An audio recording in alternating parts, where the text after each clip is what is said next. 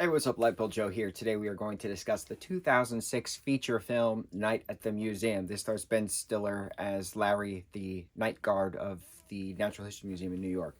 His son Nicky is played by the same actor in the first two films. Third film is played by Skylar Giacando, and then Joshua Bassett is the voice in the fourth film, because the fourth film is technically a hand-drawn 2D animated film because Disney now owns the rights. So the first three films are live action. The fourth film is cartoon. I'm very excited. I wanted to brush up on my Night at the History prior to the fourth film because it just came out, and we've never actually talked about them. It's a great franchise. It's poignant. Robin Williams' character of Teddy Roosevelt, constantly going over different quotes of Teddy and uh, what makes a man, and all of these things that history is doomed to repeat itself unless we acknowledge it. Things like that, right? It's great on a historical front. I have a lot of issues with the slavery statue outside of Night at the Museum of Natural History. That's featured a lot with panning shots, but that was recently taken down because of public outcry for years. So thankfully for that. But I don't like the humanifying of Attila the Hun. He was a terrible person. I don't like giving him like human characteristics, emotion. He was a monster, so I don't like giving the villain sympathy. I don't like being forced to be sympathetic towards that character. Also, the Christopher Columbus statue throughout, I like he was another terrible person. So I have issues with that. So I like this Sacagawea character. I like the other aspects of it. The other thing though is that this is definitely not the interior of the Museum of Natural History in New York City. I would go there all the time, countless trips with family, friends, school trips, Boy Scout trips, birthday trips, constantly, right? When the planetarium opened, that was a big thing. Like, it's my brother and I would go there all the time, specifically for the dinosaurs. It was so much fun. I always loved it. I miss it. I haven't been there in a while, but the interior is not the interior that's shown in the film. The exterior shots were filmed in New York, that you can tell, but the interior was definitely stages, which is fine. But again, it's not authentic in this sense. It had that nice mystery feel to it, as the big museums do. And you go to a museum to learn and to acknowledge and to respect. Museums are well known for stealing artifacts from different cultures, which has been problematic, and certain things are being rectified, certain. But it's still a great means of going to learn, to not repeat the past. The past brought us to the present, and what do we do next? What's the future? So it's cool. It's really cool when in a learning experience. It's cool in a life experience as well. And I thought it was very well done.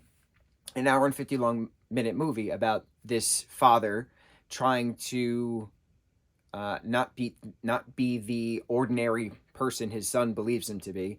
Um, Also, Paul Rudd is in this. Completely forgot about that. Paul Rudd playing Nick's future stepdad. Within this for a few scenes, but it's neat trying to figure out what kind of person you are. Will you quit something again? Will you stick with something? Is it worth sticking with something? Mental health, all that good stuff, right? So it's great character development, it's great life lessons, but it's great on a historical front as well. There's actual history talked about in this, brushing up on history, certain saying words. Rami Malek plays King Nakaman. I can never say his name correctly, and I feel awful. But his tablet is the thing that brings everyone to life, everything to life at the museum. So it's really cool learning all these things. It's really also great that this was in 2006, so this was 16 years ago. Seeing how far certain actors and actresses have come since then. Rami Malek is just amazing, and to see him as a kid in this, not a kid, but early 20s, it's just a kid. It's cool seeing how far he's come, playing the Freddie Mercury character, years later, as a lot of people then were just introduced to him for. He was actually on a show back before '06's Night at the Museum. I can't remember the name of it, but he played a really good character as well. But again, it's neat seeing progress of the characters from 16 years ago up to the brand new film that just came out in 2022. It's definitely a franchise to withstand. There's a musical coming out. Alan Menken is supposed to be doing the music for it. Don't know when that's actually coming out, but I know they've been working on it for a long time, and I'm very curious how they're doing a Not at the Museum musical having a giant T-Rex skeleton come to life on stage. Like, I'm sure it's possible. It's Disney. It's gonna be a Broadway hit. I can already see it. But I already see issues with giving Attila the Hun a solo of his poor childhood. That is someone you are not supposed to be sympathizing with. He is an awful, awful, awful human and a very powerful ruler, but horrible, horrible ruler. He was the truest, greatest threat to the Roman Empire before they, inadvertently killed themselves. But not someone to immortalize. And yeah, that's it. That's my 2 cents on that. So we'll see what happens. We're going to watch the second film. I think we go to, the Smithsonian? Battle of the Smithsonian, something like that.